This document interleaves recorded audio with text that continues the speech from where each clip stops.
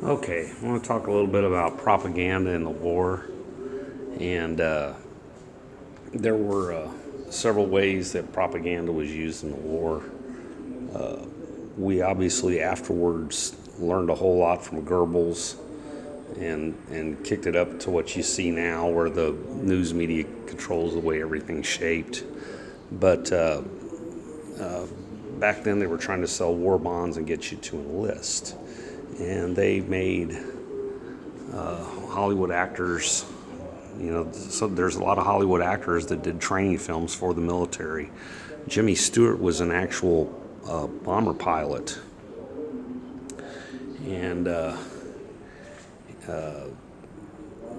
they had recruiting offices actually in the theaters. And one of my uncles, actually after watching a war movie, signed up, went home, told my grandmother that he was going to buy bread somewhere, and then he didn't come back for 2 years. So the propaganda war, it'd be kind of like watching a movie now with Sylvester Stallone and Rambo, and then signing up to go fight the Taliban. But so the propaganda war is always a big deal.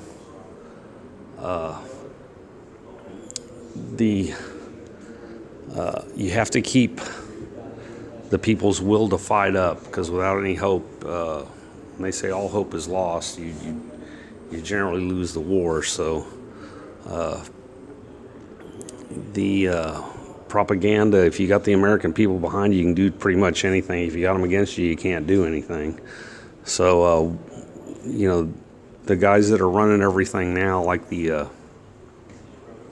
after the end of World War II, the Gestapo was brought over by Allen Dulles and combined with the Office of Strategic Services to create the CIA. So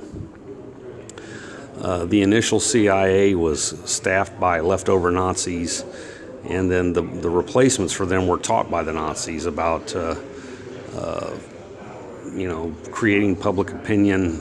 And I remember watching CNN, and the head of the CIA, this is about 15 years ago, was saying, well, we know we'll have done our job when we can get the American people to believe everything we say, and none of it's actually true. So I really would turn off the TV if I was you and just stay on the internet. If you do watch TV, take it all with a grain of salt, because it's all propaganda. Thank you.